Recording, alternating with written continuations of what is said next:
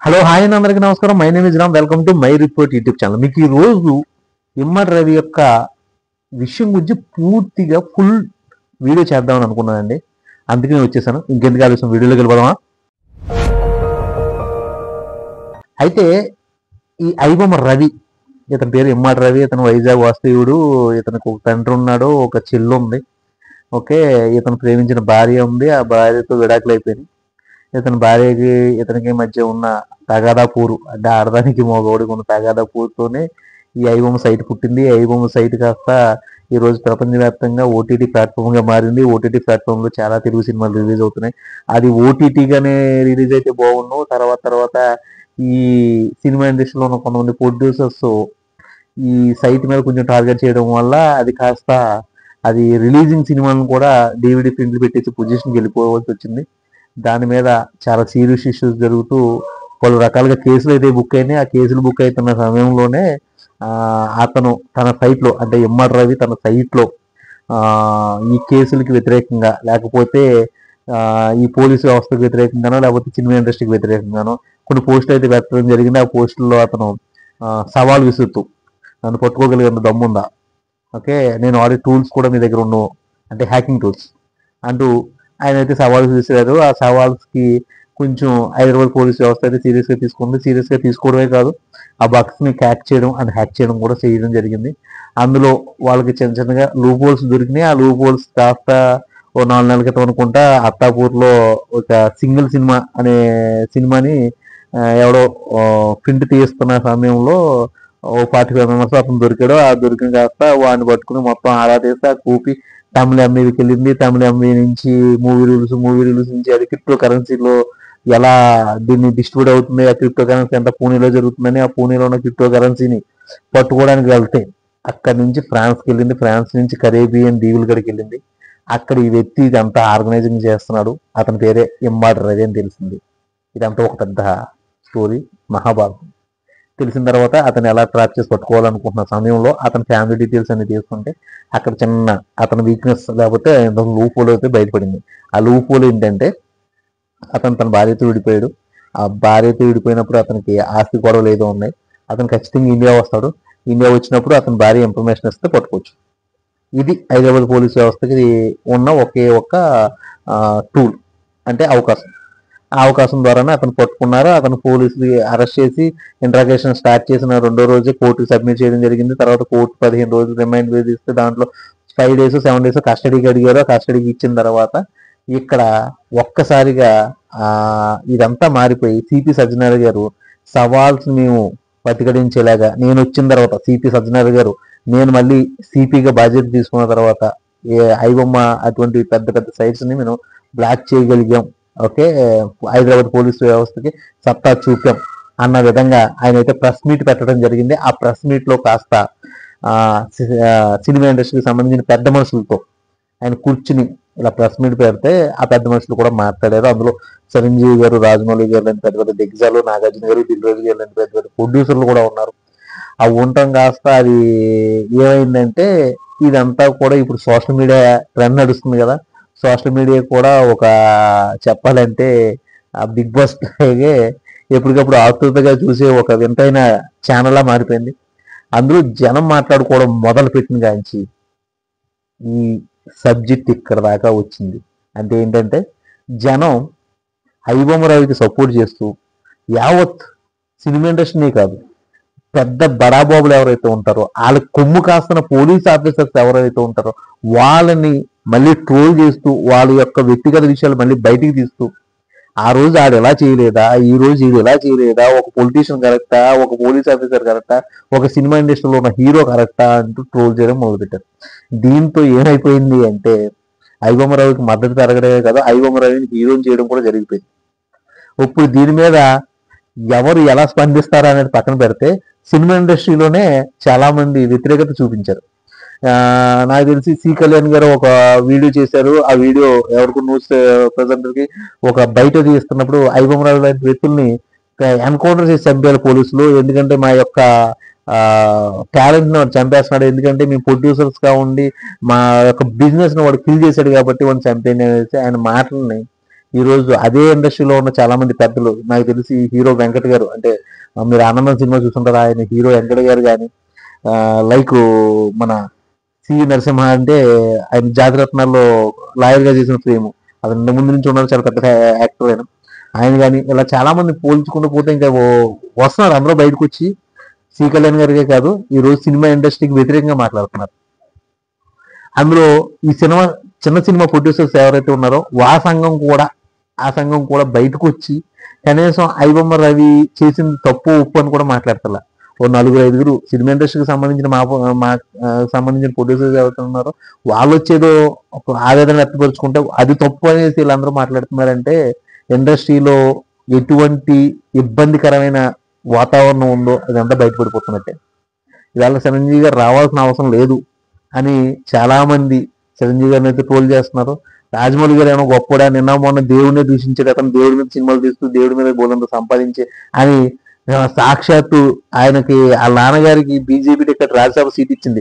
అదే బీజేపీకి సంబంధించిన చీకోటి ప్రవీణ్ గారు కానీ, లేకపోతే మాధవి లతయ్య గారు, అంటే మన ఇది హైదరాబాద్ ఎంపీగా పోటీ చేసిన మాధవి లతయ్య గారు కానీ, మాధవి గారు, ఓకే, ఇటువంటి వాళ్ళు చాలా మంది ఆయన అయితే విమర్శిస్తున్నారు.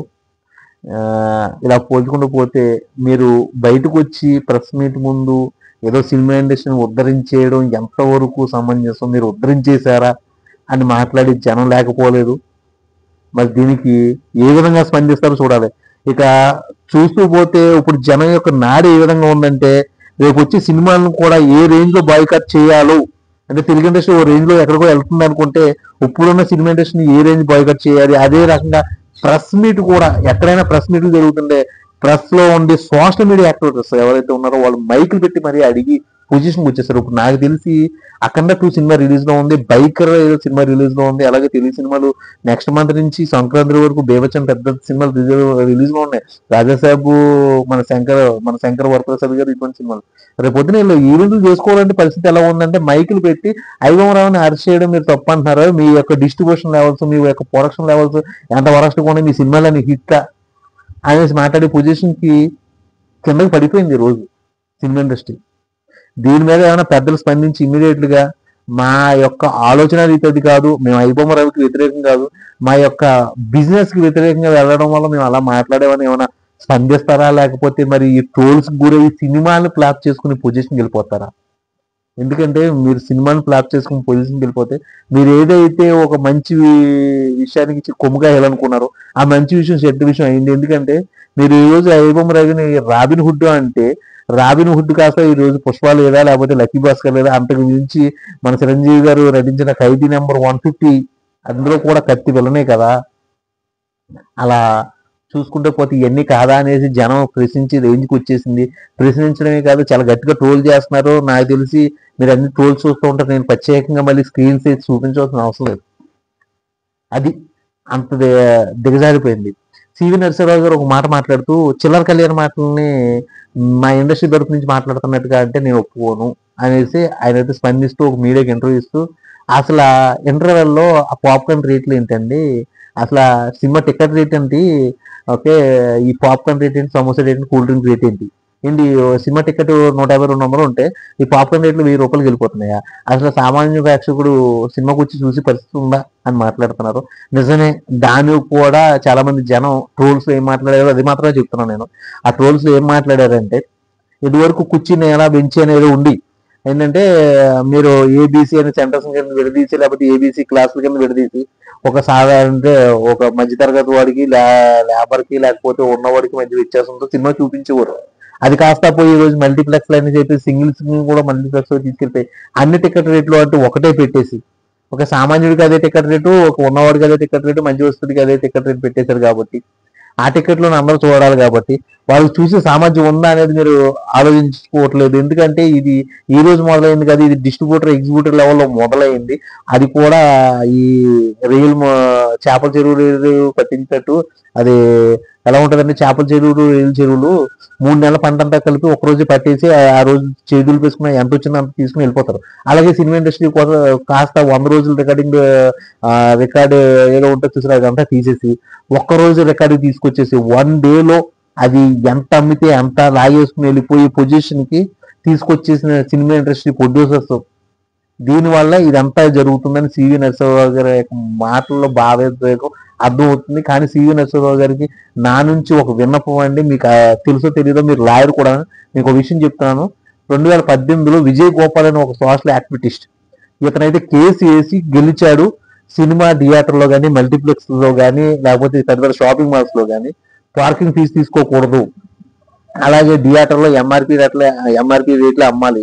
అలా అమ్మని పక్షంలో మనం వెళ్ళి మనం కొనుక్కోవచ్చు. ఎంఆర్పి రేట్లు అలా అమ్మని పక్షంలో వాళ్ళ మీద మనం కేసు బుక్ చేసే విధంగా ఈ కన్జ్యూమర్ కోర్టులో కేసు బుక్ చేసుకోవచ్చు. దీనికి ఒక డిపార్ట్మెంట్ పెట్టమనేసి కోర్టు కూడా ఒక తీర్పు ఇచ్చింది పోలీస్ వ్యవస్థకి.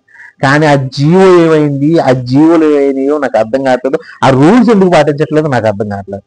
ఇది ఇది పర్టికులర్ గా చెప్పాలంటే ప్రతి సంవత్సరానికి జీవో మారదు కదండి. ఏదైనా గవర్నమెంట్ మాత్రం జీవో రద్దు చేయొచ్చేమో కానీ ఇప్పటివరకు జీవో రద్దు చేసినట్టుగానే ఎక్కడ కూడా ఆన్లైన్లో కానీ గూగుల్లో కానీ లేదు.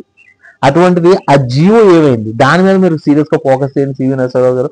లేకపోతే ఇప్పుడున్న హైదరాబాద్ ఈ లాయర్స్ ఎవరైతే ఉన్నారో, ఈ సామాన్యుడికి న్యాయం జరగాలనుకున్న సలీం గారు లాంటి వాళ్ళని అందరూ కూడా అట్ల విషయాల మీద మీరు ఫోకస్ చేయండి, సామాన్యుడికి న్యాయం చేయండి. ఐబొమ్మ రవి గారు కూడా చేద్దరు కానీ ఇది సామాన్యుడికి జరగవలసిన. ఎందుకంటే ఈ రోజు సామాన్యుడు కూడా మల్టీప్లెక్స్ థియేటర్కి వెళ్ళి సినిమా చూడాలనుకుంటున్నారు.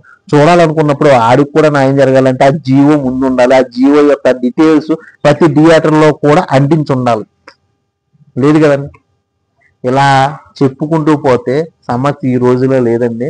ఇది ఓ 20-30 సంవత్సరాల నుంచి సినిమా ఇండస్ట్రీ ఎప్పుడైతే మల్టీప్లెక్స్ గా మారడం, లేకపోతే ఆధునికత తెచ్చుకుని దాని యొక్క ఉనికిని చాటుకుని పరిణామంలో లోటుపాట్లు జరిగినాయి, చాలా తప్పులు జరిగినాయి. ఆ తప్పులు కాస్త ఇదిగో ఇలా ముందుకు వచ్చి మీ ముందు విచ్చలవిడిగా తిరుగుతున్నాయి. దీని మీద ఖచ్చితంగా స్పందించాలి సినిమా ఇండస్ట్రీ. స్పందించకపోతే రేపొద్దున మీ సినిమా ఈవెంట్స్ కానీ, ప్రమోషన్ కానీ, ఈ మీడియా వాళ్ళు అడిగే క్వశ్చన్స్ మీరు మాట చెల్లుబాటు చేసుకోలేక మీరు దొరికిపోతారు, మీ సినిమాలు ఫ్లాప్ అవుతాయి. ఇది మాత్రం ఖచ్చితం, ఇది 100% నిజం చెప్తున్నాను. అలా ఫ్లాప్ అయిన రోజులు ఉన్నాయి. ఆ రోజులు మీరు క్రియేట్ చేయబడుతున్నాయి. దయచేసి దీన్ని ఇమీడియట్ గా ఆపండి. ఈ రోజు నాకు తెలిసి శివజ్యోతి గారు అనుకుంటా, అదే తీన్మార్ మల్లన్న, తీన్మార్ శివజ్యోతి గారు ఏదో అంటారు, ఆవిడ ఒక ఏంటి తిరుపతి దేవస్థానానికి వెళ్తూ దారిలో ఏదో 10,000 టికెట్ లైన్ లో నుంచున్నారట. నుంచి అదేదో ఫుడ్ నార్మల్ గా ప్రసాదం ఇస్తూ ఉంటారు. ఆ ప్రసాదం తీసుకున్న టైంలో ఆవిడ ఒక మాట అంది. ఆ మాటలో ఏంటంటే మీరు రిచెస్ట్ బిచ్చగాలం అనేది మాట అంది. ఆ మాటను కూడా ట్రోల్ చేసి ఆవిడ చేత కూడా సారీ చెప్పించారు. ఈరోజు ప్రెస్ ఏమి అనేకం కాదండి. అలాగే పెద్ద పెద్ద పొలిటీషియన్స్కే ఇది అతీతం కాదు. ఓకే, అలాంటి చిన్న చిన్న విషయాలని ఈరోజు ట్రోల్ చేసి వాళ్ళ చేత సారీ చెప్పించుకుని పొజిషన్కి వచ్చేసిన పరిస్థితి. ఇవాళ రాజమౌళి గారు సారీ చెప్పట్లేదంటే ఆయన సినిమా యొక్క ఈవెంట్లు ఇప్పుడు ఏమీ లేవు కాబట్టి ఆయన సారీ చెప్పట్లేదు. ఖచ్చితంగా సారీ చెప్పి రోజు వస్తుందని చేసి జనాల యొక్క ట్రోల్స్ అయితే రన్ అవుతున్నాయి. ఎందుకంటే ఆయన దేవుని మీద దూషించాడని. రేపొద్దున వారణాసి రిలీజ్కి వచ్చినప్పుడు ఇదంతా బయట తీస్తారు, తీసి ఆడుకుంటారు. మరి అది ఆయనకు అర్థమవుతుందా లేదా? ఎందుకంటే రాజమౌళి గారిని విమర్శించే స్థాయి మనది కాదనుకుంటే ఈరోజు సామాన్యులు లేకపోతే ఉన్నవాళ్ళు లేడు, ఉన్నవాళ్ళు లేకపోతే సామాన్యులు లేకపోవడం కాదు, సామాన్యులు లేకపోతే ఉన్నవాళ్ళు లేడు. అంటే కార్మిక కర్షక బలమే మీకు ఇది పాత సామెత ఉంటుంది. అది అర్థమవుతేనే ఇది అర్థమవుతుంది. ఈ వీడియో ఎంతకన్నా నుంచి లెంత చెప్తే మీకు బోర్ కొట్టొచ్చండి. ఎగ్జిబ్యూటర్ వ్యవస్థ, డిస్ట్రిబ్యూటర్ వ్యవస్థని కంట్రోల్ చేసుకునే సినిమా ఇండస్ట్రీ దీన్ని పరిగణనలో తీసుకుని మీ యొక్క ఆ అతిని ఏదో తగ్గించుకుని ఖచ్చితంగా సారీ చెప్తారని జనాలు ఎదురు చూస్తున్నారు. మరి అది తప్పు అనుకుంటే తప్పే, ఒప్పు అనుకుంటే మరి మీకు ఒప్పే. అలాగే సిపి సజ్జనార్ గారి మీద తీన్మార్ మల్లన్న గారు చెప్పుకుంటూ పోతే ఈ వీడియో ఎక్కడితో ఆగదండి, ఇంకా ఎంతగా ముందుకు వెళ్తుంది. అలాగే సిపి సజ్జనార్ గారి మీద కూడా చాలా ట్రోల్స్ జరుగుతున్నాయి. అతను తీన్మార్ మల్లన్న గారు చేసిన హార్ట్ కామెంట్స్ ఏదైతే ఉన్నాయో దాని మీద ఇప్పుడు వరకు కూడా తీన్మార్ మల్లన్న గారు స్పందించకపోవడం అనేది నాకైతే ఆశ్చర్యం కలిగిస్తుంది. అంటే ఏంటంటే సామాన్యుడికి న్యాయం, పెద్దోడికి న్యాయం అంటే సిపి సత్యనారాయణ గారు పెద్దోళ్ళ వైపు నుంచి ఉంటారు. ఆయన చేసినవి కూడా ఫేక్ ఎన్కౌంటర్లు అని నిరూపించడానికి ఈ తీన్మార్ మల్లన్న గారు చేసిన హార్ట్ కామెంట్స్ నిదర్శనం కనిపిస్తుంది. దానికి ఉదాహరణగా చెప్పాలంటే ఒక సామాన్యుడు రాంగ్ రూట్ లో వెళ్ళినా లేకపోతే హెల్మెట్ పెట్టుకోకపోయినా వేసే ఫైన్స్ ఏదైతే ఉన్నాయో అవి ఈ రోజు మహేష్ బాబు గారు కారు మీద ఉన్న 2 ఫైన్స్ ను కూడా వాళ్ళు నియంత్రించలేకపోయారు. అంటే ఇంకా మరి సామాన్యులకి ఒక న్యాయం, పెద్దలకు న్యాయం అనేసి వాళ్ళ మల్లన్న గారు మాట్లాడిన మాటలకి మనం సపోర్ట్ ఇవ్వాల్సి వస్తుంది. లేకపోతే ఈ ప్రజల సమాజంగా దాన్ని సపోర్టెడ్ గా తీసుకోవాల్సి వస్తుంది. ఇలా చెప్పుకుంటూ పోతే బోలంత వీడియో ఉందండి, ఈ రోజు ఆగిపోయేది కాదు. కానీ మీరందరూ కూడా ఈ వీడియోని లైక్ చేయాలని కోరుకుంటున్నాను. ఈ వీడియో ఇక్కడితో సమాప్తం చేద్దాం అనుకుంటున్నాను. మీరిచ్చే ఒక సబ్స్క్రైబ్ నన్ను చాలా ఉత్సాహపరుస్తుంది, నేను మంచి వీడియోలు చేయడానికి ఉపయోగపడుతుంది. ప్లీజ్ మీరు లైక్ చేయండి, సబ్స్క్రైబ్ చేయండి, మీ ఫ్రెండ్స్కి షేర్ చేయండి. ఓకే.